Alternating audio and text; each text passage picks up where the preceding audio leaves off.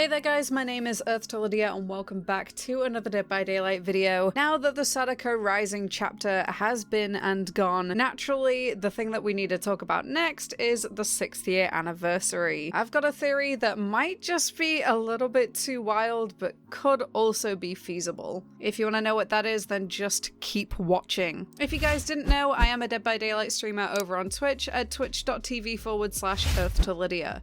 So if you want to discuss this with me later, come and check out a live stream. That is the best place to do so. So as mentioned in that intro, the Dead by Daylight and Ringu collaboration Sadako Rising has been and gone, meaning that people are already speculating about the new chapter. Of course, the next chapter that will be released will coincide with the 6th year anniversary for Dead by Daylight. Now, a little bit of background here. Ever since the 3rd year anniversary, DBD have consistently gotten licensed chapters to coincide with the anniversary events. On year 3, it was Ghostface. For year 4, we had Silent Hill. Year 5 was Resident Evil. But what will be coming with year 6? Well, here's the way that I would look at it. Whatever the 6th year anniversary is going to be, it has to be big. Something else that's happened with each anniversary is that DLC that comes along with it has been getting bigger and bigger. As just mentioned, the 3rd year anniversary just had Ghostface by himself, so just the one killer, whereas the Silent Hill chapter had Cheryl Mason, Pyramid Head, and Midwich. With Resident Evil, we saw 2 survivors, Jill Valentine, Leon Kennedy, and Nemesis,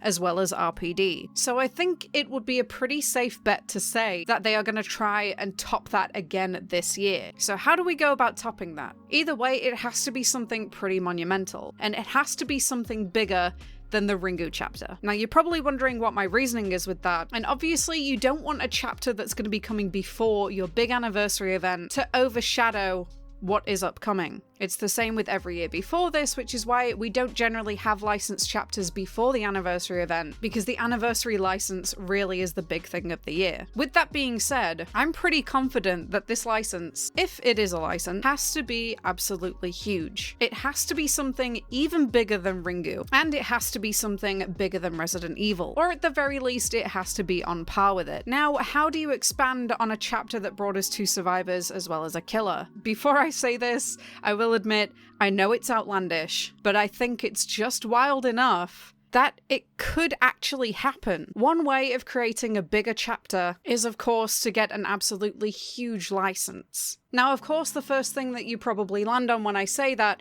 is Friday the 13th. And for anybody that hasn't been around or involved as much with Dead by Daylight press over the past few years, Jason does have an open invite to Dead by Daylight. There is obviously a lot of legal trouble surrounding Jason, which does seem to be drawing to a close, but still puts him on pretty rocky ground. Jason is the ultimate license that I think Dead by Daylight could want to have in the game, but he's not the only name in horror that we have left. Now, what's as big as or even bigger than Jason? Consider this. Predator and Alien are classic horror icons. For several decades now, they've been pitted against each other in all kinds of media. They've both been featured as Mortal Kombat playable characters, and more recently, Predator Hunting Grounds saw us play with Predator once again. It seems to be that wherever Predator goes, Alien will follow. So what if there was a chance that we could see an Alien versus Predator chapter in Dead by Daylight? Now, I already know a few of you out there are ready with your arguments as to why this isn't going to happen. And like I said, I know it's outlandish. But as stated, Predator and Alien have popped up in all sorts of media over the years. And at present, Predator Hunting Grounds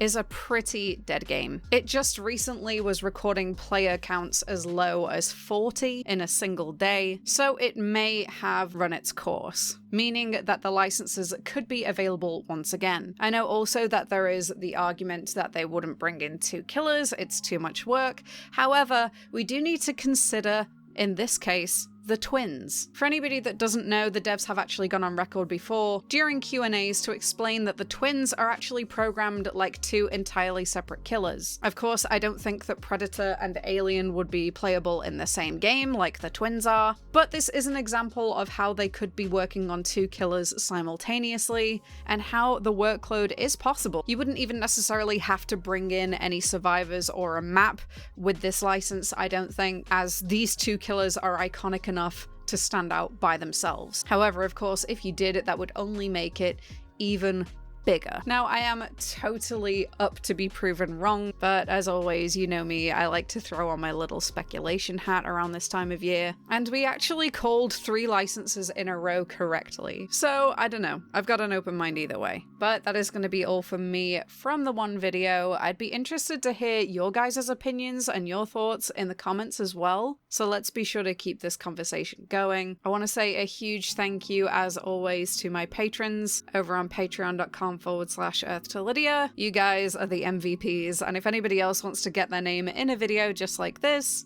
you can do so at the link in the description. All of my other social medias will also be linked down there too. And as usual, thank you all so much for making it this far into the video. Until next time, take care, guys.